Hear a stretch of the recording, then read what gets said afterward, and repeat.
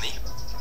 Mais il y a aussi dans cette marketplace-là l'accès à des outils. Du coup, les outils, ce serait quoi? C'est la génération d'images, par exemple, ou de la compréhension, ou de la vision, ou de l'exécution de code dans des sandbox Python. On sait que OpenAI a développé ce système-là, ce qui fait que tu peux avoir ton assistant qui est spécialisé à requêter sur une base de données SQL, par exemple.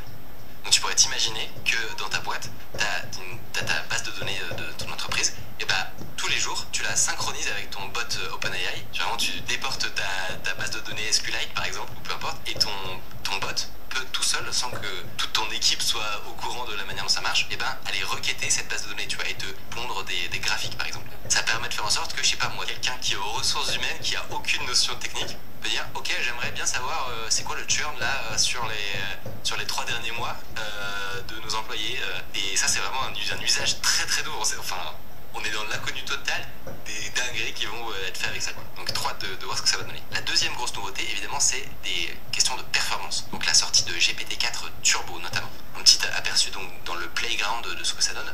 Si vous avez déjà utilisé GPT-4 Turbo, vous savez que d'habitude ça va. Enfin, GPT-4, vous savez que ça va jamais aussi vite que ça.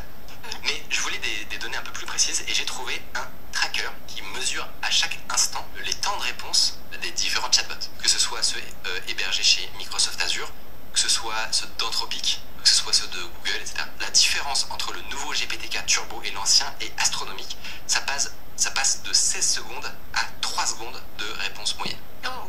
Sur un texte donné. Joli. Ouais, clairement ça change beaucoup de choses. Ça peut paraître anodin parce qu'on peut se dire ok, mais à quoi bon en fait? Là on est en train de... Moi je suis en train d'utiliser mon chat, il déroule plus vite que j'arrive à lire dans tous les cas, donc je m'en fiche. Sauf que ce serait sous-estimer tous les cas d'usage qui sont techniques pour des développeurs. Parce qu'il y a plein de cas où ce qu'on a envie de faire, c'est que par exemple quand un utilisateur clique sur un bouton, il y a tout un chain of thought, comme on dit, donc une série d'interactions qui se passent en arrière-plan sans qu'on en ait même connaissance, et qui vont donner un résultat complètement dingue sans que l'utilisateur ait à voir toute la conversation. Et ce genre de cas d'usage peut nécessiter de faire des générations et des générations en arrière-plan en fait. Faut que ça aille à la vitesse de la pensée en fait. Exactement, faut que ça aille le plus vite possible. Donc franchement, 16 secondes vers 3 secondes, ça fait très très plaisir. Surtout que ça se combine avec une augmentation du contexte. Vous le savez probablement que les chatbots ont une mémoire limitée en gros. C'est-à-dire que la conversation qu'il y a au-dessus, il finit par l'oublier à un moment si elle dure trop longtemps. Et c'était 8000 tokens sur GPT-4 et ça passe à 128 000. Ce qui est... Les ordres de grandeur, ce qui est dingue. C'est complètement dingue. Ça pose quelques petites questions. Moi je m'emballe pas trop parce que sur les gros contextes, il y a des problématiques. Alors ils appellent ça le problème du trou. Alors, je sais plus comment on dirait ça en français, mais c'est que concrètement si tu donnes un bouquin entier par exemple à GPT-4 et que tu lui poses des questions dont la réponse peut se trouver au début, au milieu ou à la fin, il va avoir tendance à trouver beaucoup plus de choses au début et à la fin de sa fenêtre de contexte. Ok. Et donc, et en fait c'est un problème parce qu'on pourrait croire que sa mémoire elle est comme la nôtre, en fait elle est linéaire ou inversement, ou alors qu'il oublie le début, comme nous on oublierait nos souvenirs plus anciens, mais en fait non, il y a un phénomène où ce qui est au milieu, il l'utilise beaucoup moins dans sa réflexion quoi. Donc on attend de voir que ce soit sérieusement benchmarké par des sources externes, mais si ça marche bien, avoir beaucoup de contexte, comme tu le disais Tiffany, ça permet énormément de choses en fait, parce que on peut lui donner une toute petite documentation de 2 pages ou alors un bouquin entier, et ses capacités sont d'autant plus décuplées quoi. Mais ça c'est dans le contexte. Oui. En plus, Oui, c'est dans le contexte, pas dans une base de données. Pas dans une base de données extérieure qui pourrait vectoriser tout ça. Mais le contexte est ultra puissant aussi. Et la troisième nouveauté, c'est une baisse drastique du prix. Pour GPT-4, les inputs, le prix des inputs est divisé par 3 et des outputs est divisé par 2. On dit que c'est beaucoup réduit, voilà. Mais c'est par token, enfin c'est par token, ok. Mais comme tu peux en mettre plus, du coup... exactement, tu peux te retrouver en fait à avoir des coûts qui augmentent. Mais pour pour ce que tu avais avant, ça te coûtera 2 fois ou 3 fois moins cher. Mais oui, tu peux avoir un effet, comment on appelle ça, un effet rebond en fait, où tu te mets beaucoup plus utilisé de...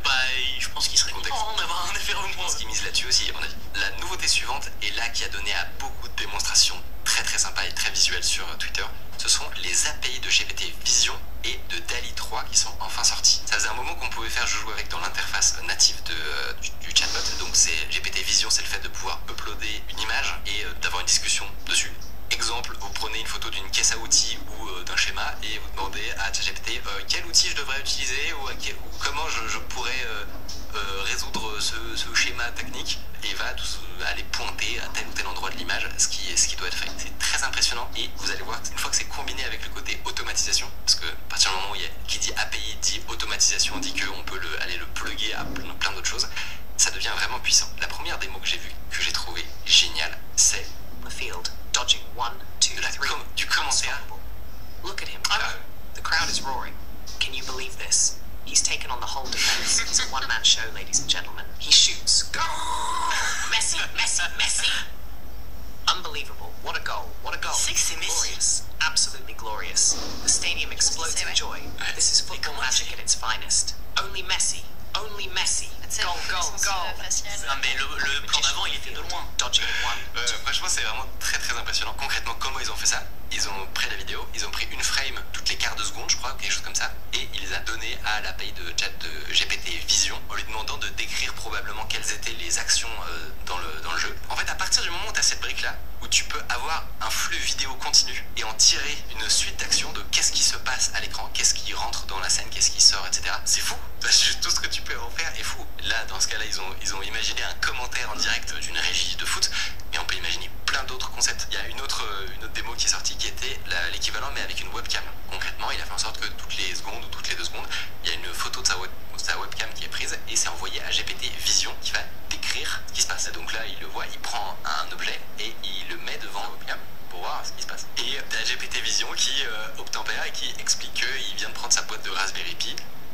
C'est assez fou, ouais. C'est assez dingue parce qu'en gros la brique, on vient de trouver une brique supplémentaire dans notre set de Lego en fait, et on sait pas encore ce qui va être possible avec. C'est ça qui moi me fascine le plus. J'ai l'impression que c'est un bon résumé de cette conférence. Alors moi je l'ai pas trop suivi, mais de ce que tu racontes, c'est que globalement ils ont le visible et l'invisible.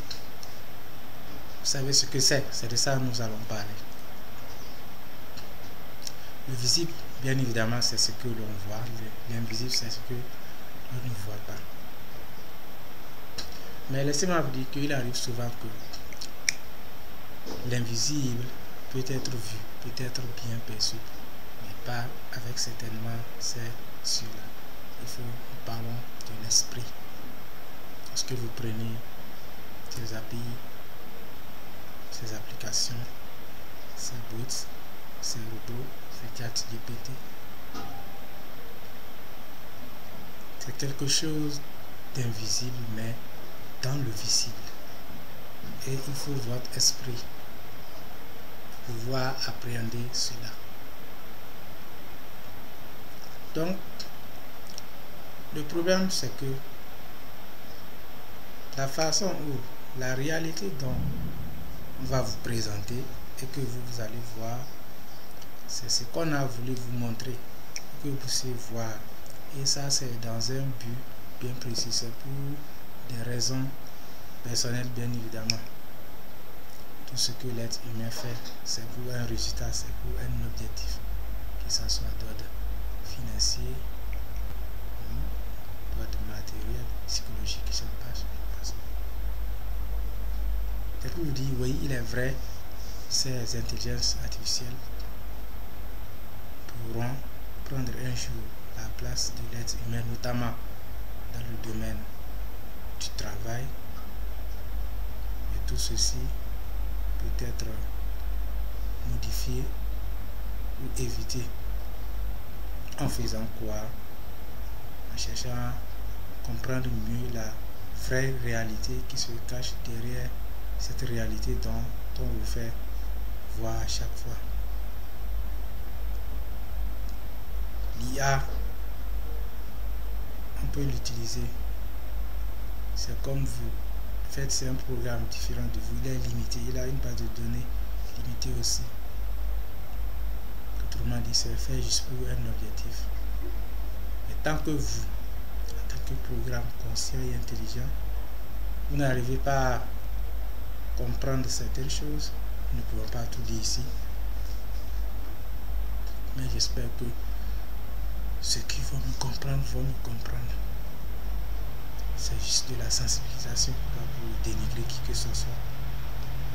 Nous tous on utilise, moi aussi, il m'arrive parfois de faire recourir à ces IA là, parce que surtout en programmation, d'accord, parce que vous avez besoin d'évoluer vite. Il y a certaines choses que vous pouvez donner à l'IA en attendant qu'elle vous fasse ça, et rapidement vous prenez. Maintenant, bien évidemment, nous n'allons pas tout copier et coller. Il faut modifier parce que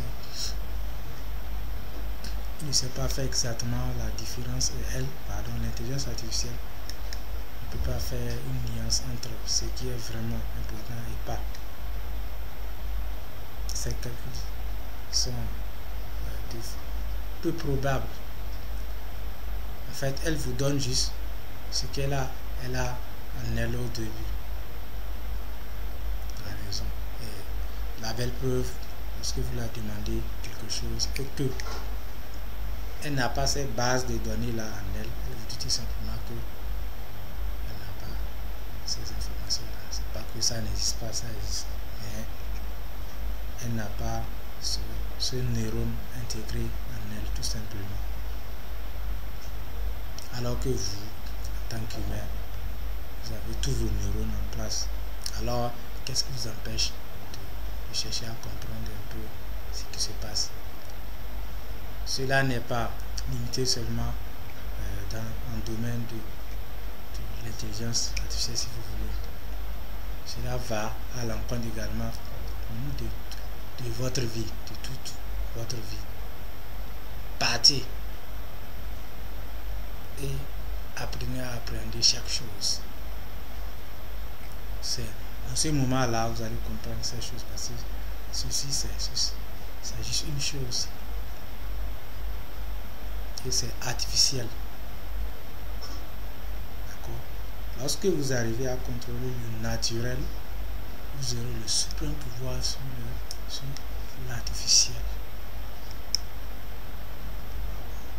Parce que ceux qui ont conçu ces choses-là, ce sont des gens qui sont arrivés à ce niveau-là, ce niveau d'état d'esprit là. Ils ont observé d'abord l'homme, la nature, et c'est grâce à l'ensemble là, grâce à cet ensemble d'état d'esprit que ceci a été construit, tout simplement. Parce que lorsque vous regardez la composition, la structure, l'architecture, le fonctionnement, vous allez comprendre que quelque part il y a une partie du programme d'être humain qui y figure. Comme je l'ai dit, il faut observer plus avec les yeux avant de s'en apercevoir la vraie réalité qui se cache derrière la réalité. Donc c'est un peu ce que nous pouvons dire pour cette vidéo. J'espère que vous m'avez suivi, vous m'avez écouté, et que vous allez également mener vos propres recherches, et que vous allez aussi réfléchir, observer prochainement et faire un peu attention à tout ce qui se passe, parce que ça va devenir vraiment intéressant. Comme il a dit, avec tout ça là, imaginez à quoi on peut s'attendre, imaginez à quoi on peut faire avec ces trucs là. Donc si vous êtes complètement ignorant là-dessus, vous n'allez même pas avoir le droit de parler, parce que le moment là va venir. Si vous êtes ignorant à ce sujet là, vous n'aurez pas le droit. On ne va pas vous donner la liberté de vous exprimer. Bon, vous pouvez rester chez vous et vous exprimer, c'est tout. Mais ceci, ça, ce n'est pas être en communauté, d'accord? Tant que nous sommes à ce que je cherche, nous avons tous la liberté de s'exprimer un peu partout, hein? Continent en continent, ville en ville, région en région, etc. quoi. Pas seulement que chez vous. La liberté d'expression n'est pas limitée à ce niveau-là. Mais je pense que dans certains cas, elle peut être limitée, bien évidemment. Et ça va dépendre de vous seul et des circonstances aussi. Donc priez que ces circonstances-là ne viennent pas. Et cherchez aussi, un moyen pour soyez prêts mentalement à ce que cela arrive aussi. Parce que ça voudrait mieux pour vous, ça voudrait mieux pour moi, ça voudrait mieux pour nous tous.